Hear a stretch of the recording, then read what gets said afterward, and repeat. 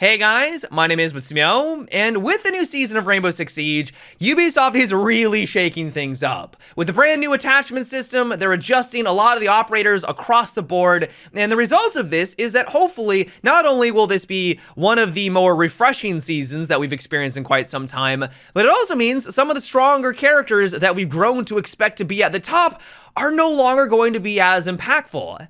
And so what I wanted to do today is that, especially considering I think a lot of people are going to be returning to Rainbow Six Siege, is to highlight some of the characters and operators that you should keep your eye on.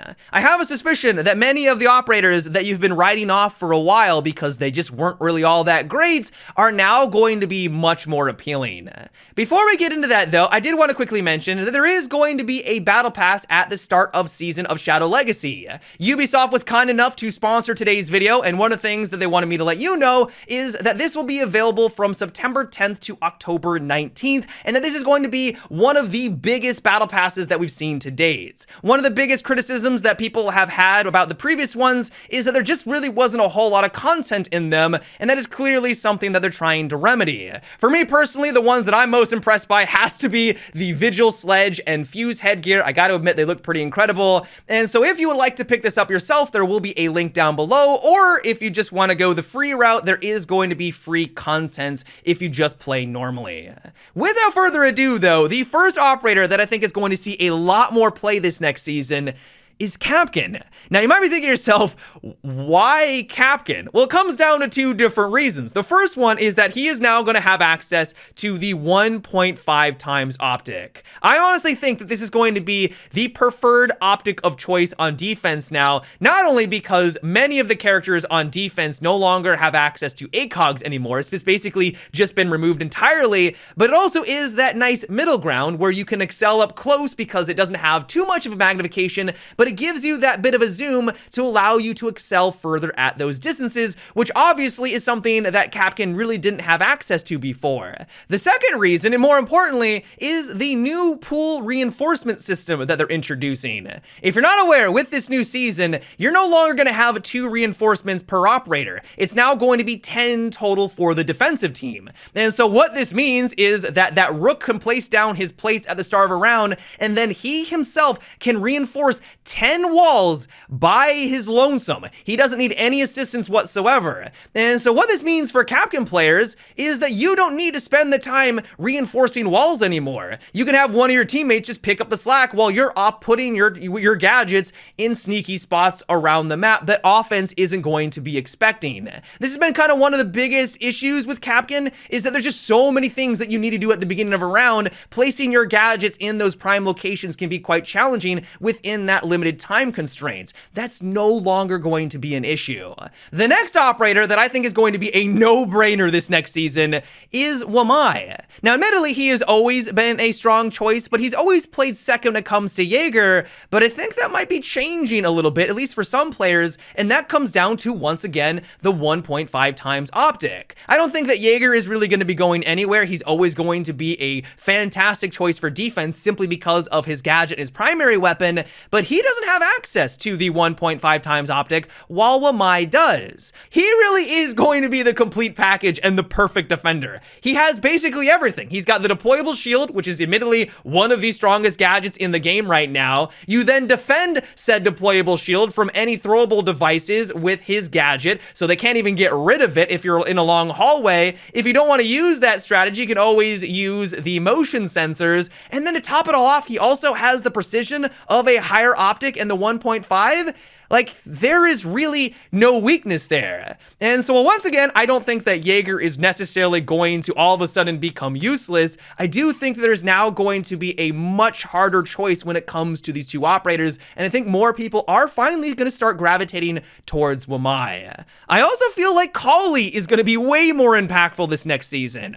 Obviously, she is still going to be a bit niche just simply because of her playstyle. She does require more technical skill compared to a lot of the other options available, now, but they have been slowly improving her with each and every single update. If you have been taking a break from Rainbow Six Siege, or you just wrote her off when she was first introduced and you just haven't played her since, I think you're going to be in for a bit of a surprise. Not only does she now have access to finally a better secondary weapon, which allows her to excel at least somewhat reasonably well up close, but also they reduced the recoil on her primary, making it a lot easier to line up consecutive shots. And then the cherry on top is that with this new season, they actually added a red dot in the middle of her scope, making it way clearer as to where your shot was going. I don't know about you guys, but I always struggled with her optic. I had no idea exactly where I was aiming precisely, and especially with this optic, it now makes it much clearer that I had no idea where I was actually lining things up.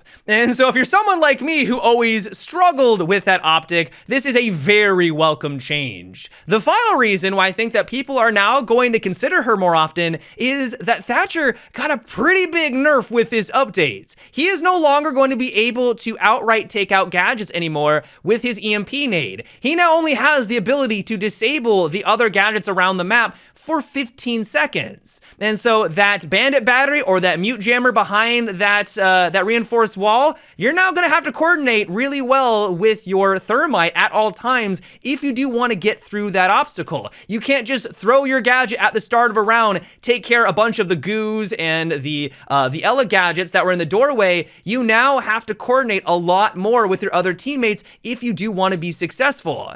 And so it's for this very reason, alongside everything else that we talked about, for why I think that people are going to find her a lot more appealing.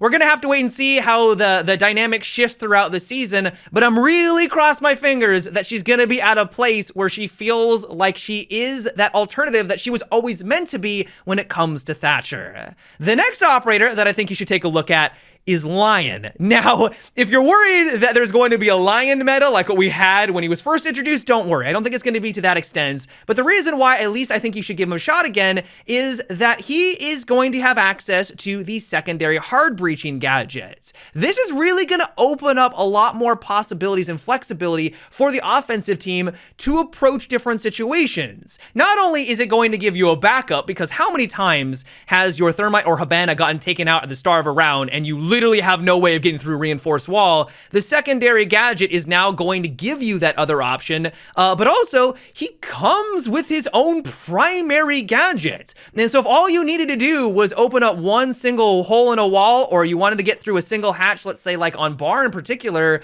this could be a great option for your team. The cherry on top is that he is not losing any of his optics like a lot of his fellow operators on offense. He's still going to have the 2.5, and he's getting a couple of extra like the 2x optic and then all of the 1x as well.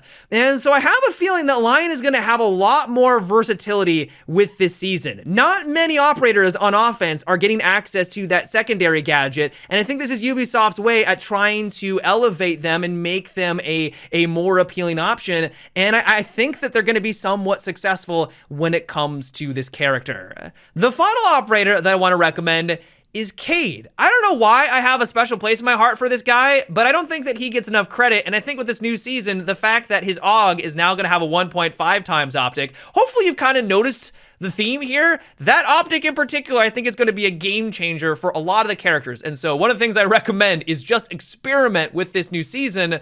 But he in particular, with that optic and the fact that Thatcher is now only going to disable his gadget so he can just quickly grab it and then reuse it somewhere else if he desires, I think that's going to elevate him a little bit and make him a more viable choice. If you were someone who wasn't really all that great with his shoddy option using the ACOG, he can still do that, but this is now finally going to make him, I think, a lot more reliable for more players out there. I in particular am one of those people that just could not make his shoddy work, and so if you always like the concept of Kade, I definitely recommend him with this new season. But yeah guys, that is what it for today's video. I hope you enjoyed. I am incredibly excited for the start of Shadow Legacy because I truly do believe it's finally going to be shaking things up. My main recommendation, especially for those people who haven't played in a while, is just to experiment. There has been a ton of changes these last couple of seasons, and and especially in this one in particular. And so one of those characters that you thought was underwhelming may be a lot better than what you remembered.